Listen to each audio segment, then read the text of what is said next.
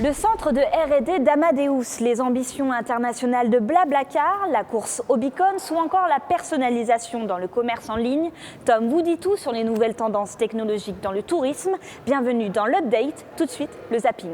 Et on commence ce zapping par le lancement d'un nouveau service de coavionnage nommé Wingly. La plateforme propose de mettre en relation propriétaires d'avions de tourisme et passagers afin de réduire les coûts de transport, le Blablacar du ciel.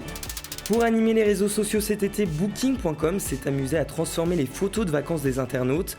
Le site de réservation a transformé certains clichés publiés en gifs décalés avec des hashtags dédiés, de quoi mettre en avant son humour et sa réactivité.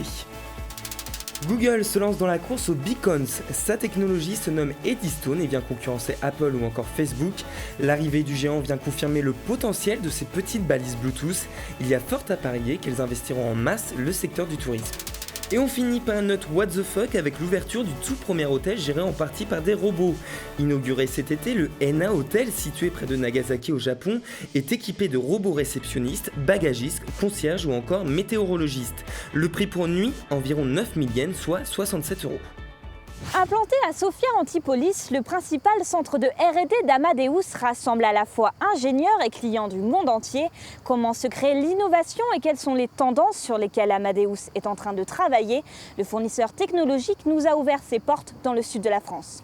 De 2004 à 2014, Amadeus, l'un des principaux GDS dans l'industrie du tourisme, a dépensé 3,5 milliards d'euros en recherche et développement, soit 16% des revenus de la société. Un budget réparti dans 4 principaux axes. Plusieurs axes de recherche technologique. Le premier, c'est le big data. Nous avons plus de 700 millions de passagers qui utilisent nos systèmes tous les ans. Nous traitons plus de 20 000 transactions par seconde, donc c'est des volumes assez importants. Et donc ça génère une quantité d'informations qu'il faut être capable de traiter rapidement. Le deuxième, c'est le cloud. On a été la première société dans le cloud il y a 25 ans quand on a été créé, alors que le cloud n'était pas encore à la mode, on n'utilisait même pas le mot. Mais aujourd'hui, les technologies continuent de changer et on doit s'adapter donc sur des technologies différentes, qui sont les technologies de NoSQL, Active. Donc on est en plein dans cette activité-là. Le troisième, c'est le mobile. Bien entendu, aujourd'hui, le monde est de plus en plus mobile. Nos applications doivent aussi non seulement se mobiliser, mais on doit développer des offres particulières pour l'activité mobile. Et puis le quatrième point, c'est la sécurité. Nous traitons des données sensibles. Les données passagers sont des données sensibles. Donc il faut qu'en permanence, on soit à la pointe de la technologie sur ces domaines-là. Parmi les technologies qui intéressent le GDS, les Connected Devices, pour lesquelles il vient de lancer une application d'accompagnement du voyageur. Peut-être dû entendre parler d'une des solutions qu'on avait proposées à Focusrite, qui est le Personal Disruption Companion, et qui lui répond justement à la problématique j'ai mon vol qui est retardé ou qui est annulé. Qu'est-ce que je fais? Cette solution vise à gérer cette friction, à finalement peut-être même changer un moment d'angoisse à un moment de plaisir en proposant des alternatives qui ont un sens pour le voyageur. Pour améliorer sans cesse ses produits et récolter de nouvelles idées, Amadeus met régulièrement sa technologie à disposition des développeurs lors de hackathons. Elle établit également des partenariats avec des entreprises innovantes dans une dynamique open source. Les hackathons, c'est un grand moment d'ouverture, c'est aussi un grand moment de benchmark, puisqu'on peut se positionner et se comparer aux autres. Et c'est pour ça que je suis très très confortable, parce que tous les derniers hackathons auxquels nous avons participé, Amadeus a été largement soit bien positionné, soit gagné. Travailler avec l'écosystème, c'est une tendance forte de la R&D et nous avons notamment aujourd'hui des partenariats avec des grandes sociétés de logiciels internationales. Nous avons des échanges d'ingénieurs, nous influençons leur release et eux-mêmes envoient et détachent des ingénieurs dans nos laboratoires. Le centre de R&D travaille actuellement sur de nouveaux produits autour de l'ultra-disponibilité, la personnalisation ou encore l'instant search sur lesquels Amadeus reste encore vague. Deux tendances de fond. Là, la première, c'est la tendance vers la disponibilité permanente des applications.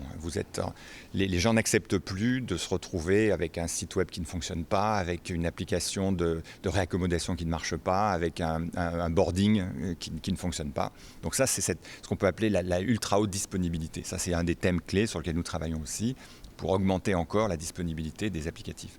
Et le deuxième thème, c'est ce qu'on pourrait appeler cette vue end-to-end du passager, qui va consister à recréer des liens entre la partie transactionnelle, la partie business intelligence et la partie action. Entre guillemets, est-ce que je peux analyser les données qui affluent dans mon système pour identifier des patterns, pour identifier des tendances et modifier réagir sur ces tendances rapidement pour proposer des solutions personnalisées à nos clients. Nous essayons non seulement de répondre aux demandes de nos clients, mais aussi de les anticiper. Donc ce qu'ils nous demandent aujourd'hui, par exemple, c'est beaucoup de personnalisation. Donc vous pouvez vous attendre à des offres dans le domaine du merchandising, de la personnalisation.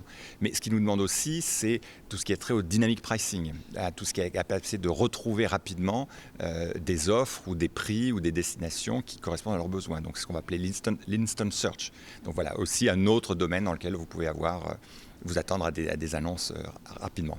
Amadeus va bientôt ouvrir un nouveau centre de R&D près de Sophia Antipolis pour développer ses activités de R&D et continuer, comme dit son slogan, à dessiner le futur du voyage. Frédéric Mazzella a créé Blablacar en 2006. Désormais, la plateforme rassemble plus de 20 millions de voyageurs. Quel est l'impact sur les mentalités et comment voit-il l'évolution de cette nouvelle manière de voyager? Nous sommes allés à sa rencontre. Bonjour Frédéric Mazzella, est-ce que vous pouvez nous dire en quoi le covoiturage change les mentalités en France? Alors le covoiturage et même tout ce qui est économie du partage change les choses parce qu'on se rend compte qu'on peut optimiser nos ressources. Aujourd'hui, non seulement on doit pour des raisons environnementales, mais en plus on peut grâce aux technologies dont on dispose. Ça crée du lien social puisque ça permet aux gens de justement se rencontrer et alors que ce soit voyager ou que ce soit partager un logement et bien de manière différente. Et aussi, ça donne une nouvelle liberté puisque grâce à cette optimisation, on permet aux gens de voyager, notamment pour ce qui est du covoiturage, à des prix défiant toute concurrence puisque justement, on est en train de partager les ressources au lieu de les consommer comme on le faisait avant. Comment les secteurs traditionnels très installés, comme les hôteliers, les distributeurs, les loueurs de voitures, peuvent-ils composer avec l'économie collaborative? Je pense que les acteurs traditionnels sont en train de réaliser que le changement amené par l'économie collaborative est profond. C'est pas temporaire, c'est pas une passade. C'est vraiment quelque chose qui va rester et qui change la manière avec laquelle tout le monde utilise ces services-là. Donc certains grands acteurs l'ont bien compris. On voit par exemple BMW très tôt qui a lancé des services de partage de voitures type DriveNow. Hyatt qui vient d'investir dans One Fine Stay, qui est donc du logement chez l'habitant. Donc on voit des changements comme ça. Il y a des grands acteurs qui avaient déjà, même avant Internet, adopté cette attitude. On a Decathlon qui avait créé le Trocathlon, puisque justement les gens sont prêts à partager beaucoup plus. Ils sont prêts à utiliser des objets qui ont déjà été utilisés et ils sont prêts aussi à partager leur usage. Donc c'est ça le grand changement et tous les grands acteurs doivent se poser la question de la manière avec laquelle on peut utiliser leurs services différemment dans un mode de partage plus avancé. Imaginons que nous sommes en 2030, la crise est derrière nous, les voitures 100% autonomes circulent. Est-ce que, selon vous, les taxis, les VTC et les sociétés de covoiturage existeront encore? Ceux qui existeront encore seront ceux qui se seront adaptés. Donc forcément, un changement aussi massif que d'avoir des voitures autonomes va engendrer des changements dans les services de tous ces acteurs-là.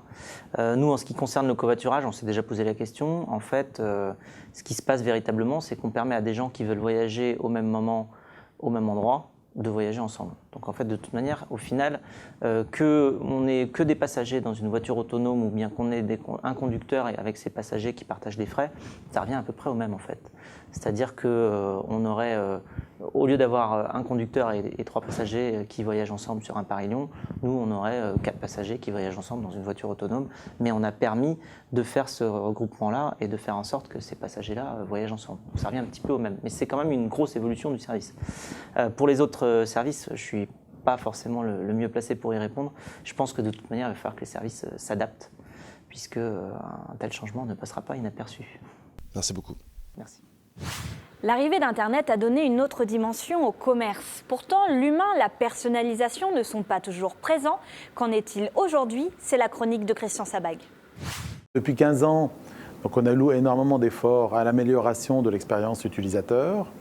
On travaille énormément sur l'ergonomie des sites, on fluidifie les processus de vente, on travaille sur la sécurité, on travaille évidemment sur les temps de réponse. On a rendu l'accès optimisé, optimum sur tous les types de supports depuis quelques années. C'est un effort qui a été permanent depuis cette dernière décennie. On travaille aussi énormément dans les sites web, dans les applications, sur tout le processus de commande, qui est moins visible, qui n'est pas visible par l'utilisateur, mais qui a un impact très important sur le niveau de coût, notamment lorsqu'on connecte le distributeur au producteur. En ce qui concerne la personnalisation, le bilan est quand même beaucoup moins bon. De grands projets de CRM ont permis de mieux connaître le client, plus ou moins bien. Les clients qui eux-mêmes représentent malgré tout une part relativement faible des visiteurs d'un site web ou d'une application. C'est donc, à mon sens, un des sujets majeurs d'optimisation, d'amélioration. C'est une des principales opportunités des prochaines années. Alors de quoi il s'agit? Il s'agit tout simplement de reproduire ce qui est fait dans le commerce traditionnel, de le reproduire en ligne. Si vous prenez l'exemple de quelqu'un qui rentre dans une boutique, vous allez avoir un marchand qui va assez vite essayer de l'identifier, de savoir évidemment si c'est un client ou si c'est un futur nouveau client, et va adapter son discours, adapter l'offre à la personne. Alors on s'imagine quoi? Il faut s'imaginer un site web, une application qui va totalement s'adapter en réalité aux visiteurs en termes d'ergonomie, en termes de fonction, en termes d'offres, et qui va, en fonction de la navigation du visiteur, s'adapter et être donc totalement personnalisé. Et donc on peut s'imaginer des sites, des applications dont l'ergonomie, dont les fonctions s'adaptent à chaque visiteur et dont l'offre évidemment s'adapte aussi à chaque visiteur. Alors que faut-il pour arriver à ça? Il faut avoir évidemment des systèmes qui sont capables d'exploiter, de gérer des masses incroyables de données en temps réel, afin de pouvoir justement présenter l'offre adaptée à chaque visiteur, tout en intégrant aussi des informations que l'on a et qui proviennent éventuellement d'autres canaux de distribution. Il faut aussi évidemment avoir des interfaces de vente totalement adaptables à chaque visiteur, voire à chaque visite. Alors nous sommes très loin de ce qui existe aujourd'hui, mais disons ça mesure un peu l'impact, l'opportunité que l'on a dans les années à venir. Alors c'est en même temps une rupture par rapport à ce qu'il y a aujourd'hui, mais c'est aussi et surtout un retour aux sources. Merci de nous avoir suivis. Je vous retrouverai avec grand plaisir le mois prochain.